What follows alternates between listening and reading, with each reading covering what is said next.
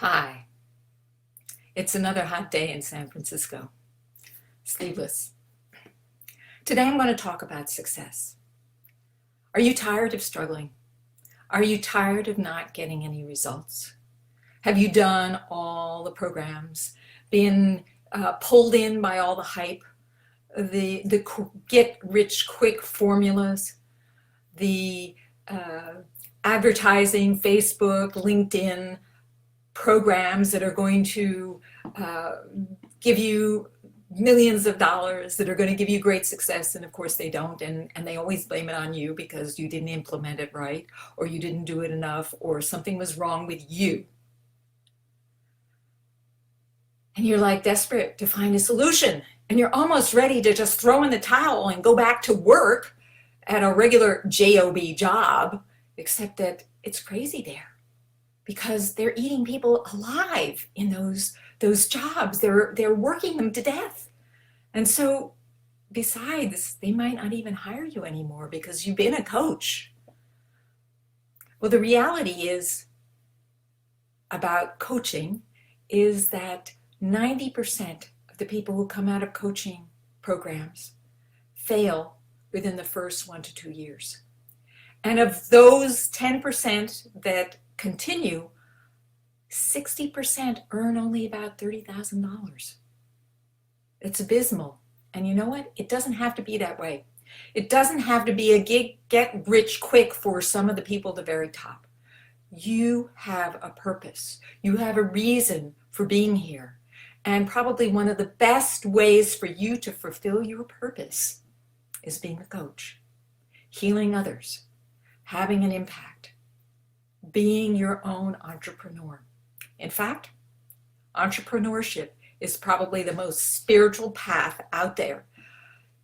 If you're having difficulty with it, it certainly will put you through the motions. It will push you up against the wall and make you deal with your emotional wounds. Because the real formula to success goes all the way back to early childhood programming.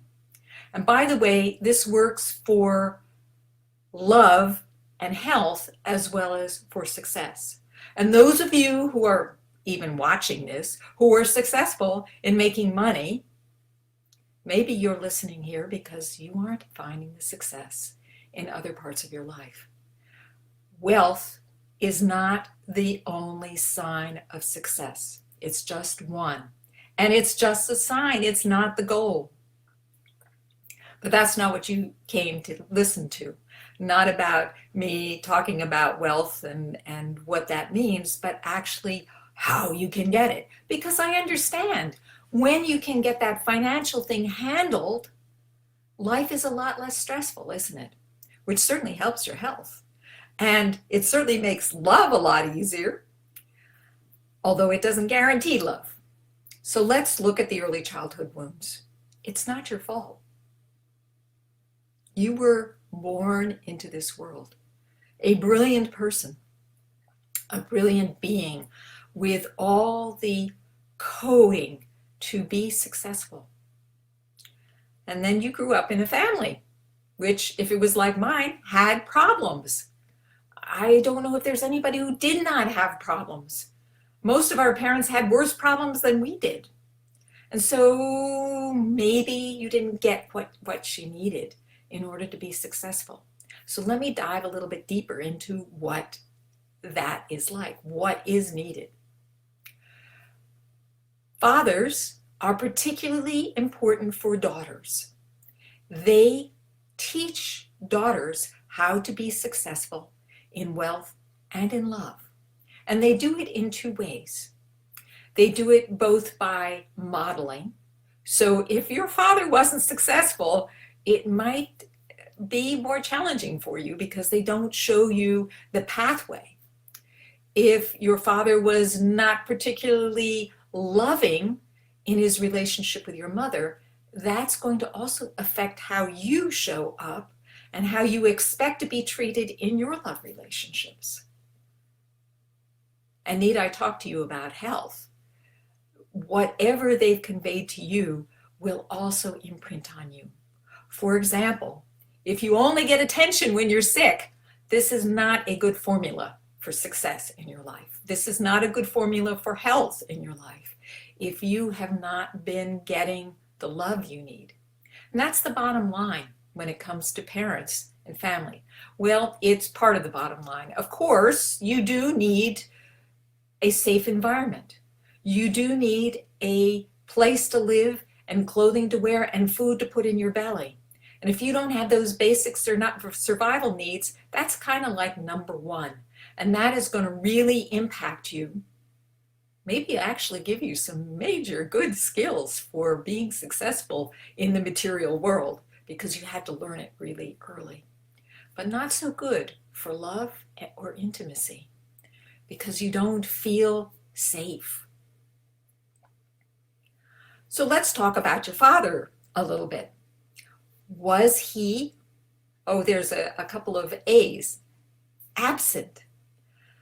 Was he around much? Was he working all the time, or was he around? Did you have access to him? If you don't, that's a problem. Was he abusive?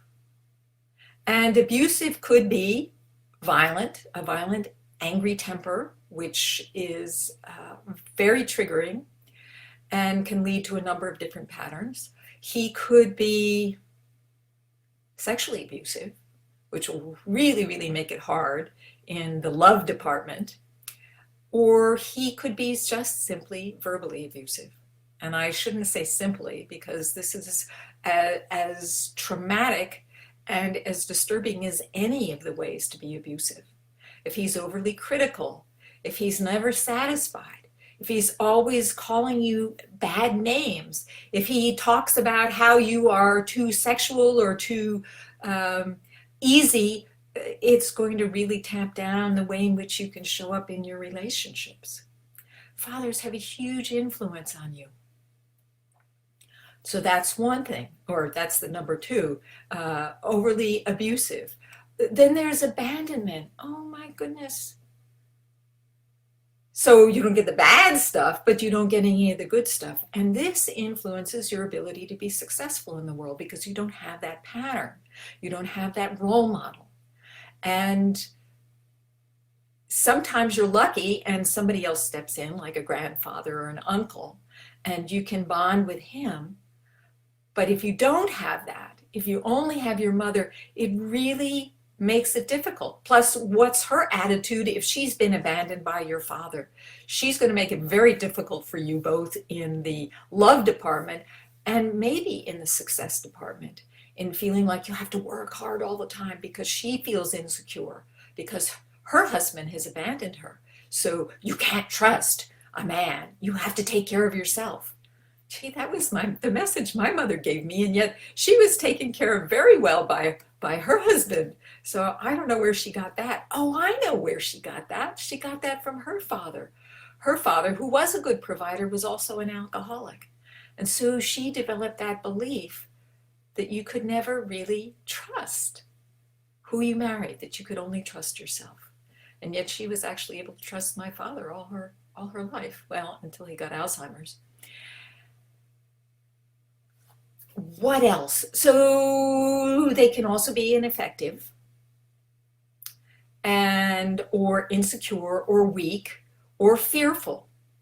And so they show this pattern to you through modeling, but also in the way in which you interact with them, how they treat you, how they respond to things you watch, and how they respond to you experience. And it settles into you in terms of, and sometimes it can be really, really small. Like in my case, my father, who was the sun and moon to me, he was transferred to Japan when I was only 2 years old. And this had a huge, devastating impact on me, because when you're really young, between the ages, when you're born until maybe the first 3 to 5 years, any kind of traumatic experience, and it may from an adult point of view seem minor, has a huge impact that can reverberate throughout your life. So in my case, my father abandoned me. No, he didn't abandon me. He went away for a while, and when he came back, I had already given up.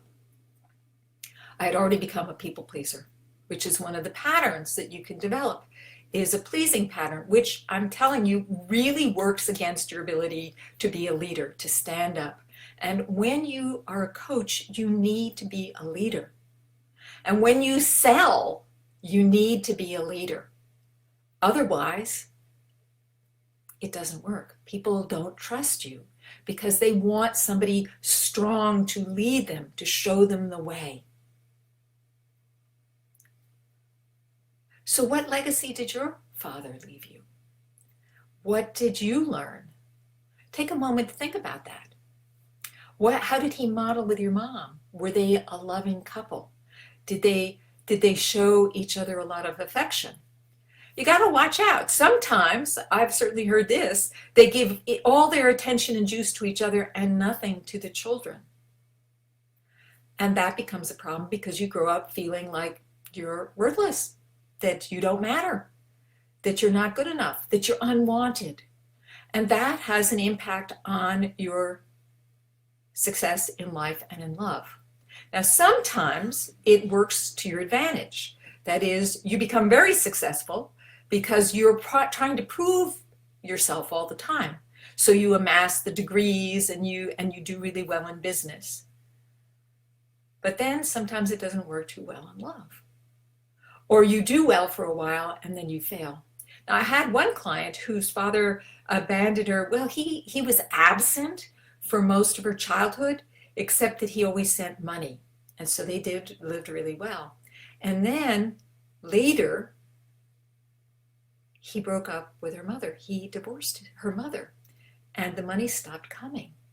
So she, even though she was a teenager by that time, even so, the two combinations, the one of the absence and then of the abandonment, the financial abandonment, had a huge impact on her. In some ways, she's been successful financially. But you know what? Finance is not enough. Health, your well-being, your happiness is as important, if not more important. Because if you don't have that, you don't have your health. If you aren't happy, it starts to affect your body. If you are stressed, if you feel worthless and no good, it affects the way in which you show up in the world. It affects your ability to enjoy your life. It affects the way in which you think about yourself. And you're always like nagging at yourself and telling yourself how you're not good enough. So you need to heal the father wound. First, you need to identify what it is. What was it? How were you treated? Now, you can say, oh my God, my father was totally successful. What's the matter with me? Well, if he didn't convey that to you, if he didn't share that with you, if he didn't encourage you, if he didn't train you, if he didn't help you, then it's not going to work. You're actually better off with a nasty father who criticizes you all the time, because at least you will prove them wrong. I had another client whose father gave her a lot of trouble about what the things that she liked to do, and he always criticized her, and she never felt like she was enough. And she went on to get a degree in engineering, and she did super, super well.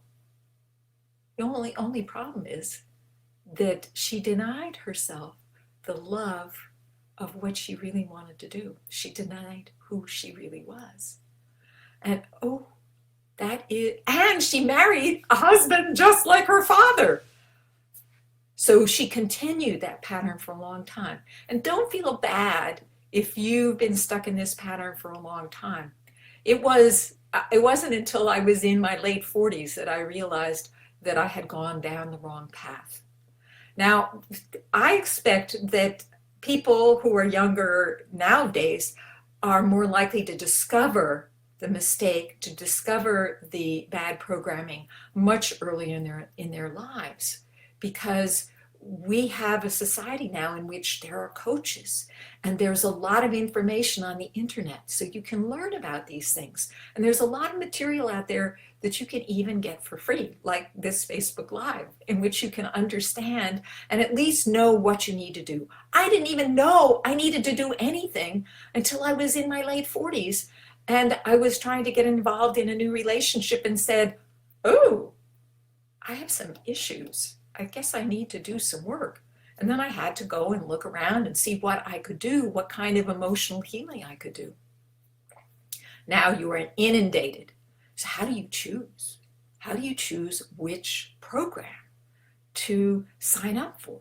And here's the thing, I'm telling you, sign up for a program that heals the emotional wounds. That is the true success formula, because all the formulas out there in the world are not going to work until you deal with the inner issues. And if they do work for a time, and I've seen that, I was in a program where there were some people that rose to the top and were super successful right away. And then a year down the road, they had terrible attacks of illness. I mean, terrible, like it just knocked them out. And they had to climb their way back up again. So you need the balance. You need the balance of health as well as wealth and love. We, human beings, really need love. We need to connect with each other. We need to bond with each other. We need each other's support. We are actually wired, because we are herd animals. We are social creatures. So, hi, thanks for joining me. So going back to the 3 things that you need to do to change, to heal the father wound. 1, you need to identify what it is. And 2, you need to identify what the triggers are, what brings it up. And 3, you need to do the healing. And if you want to know how to do that healing, one thing I will tell you right now is that you can't do it alone, because you were listening to all the programming that was put in your head when you were a child. It's not going to help you find the way out. As Albert Einstein said, you cannot solve the problem from the place in which it was created. You're just going to be listening to the scared, frightened, fearful inner child that wants to be safe. So you actually need to have people or healers that will help you to overcome those patterns, that will help you to identify the patterns and heal them. And that's the kind of work I do. So if this interests you, if you are aware that maybe there's a way in which your relationship with your father did not work out quite well, too well, that maybe he did not give you a good pattern for success, either in wealth or love. And if you don't get those 2, then it's kind of can be hard on your health. Let's have a conversation. There is a link over in the comments section.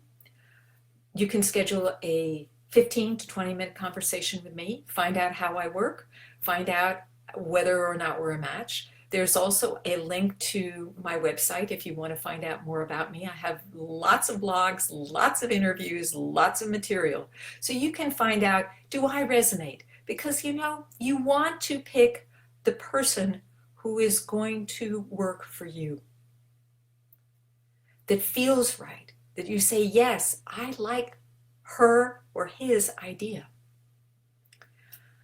That's all I have for today. Be kind to yourself.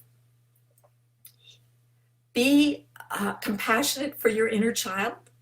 And be brilliant. That's all. Bye for now.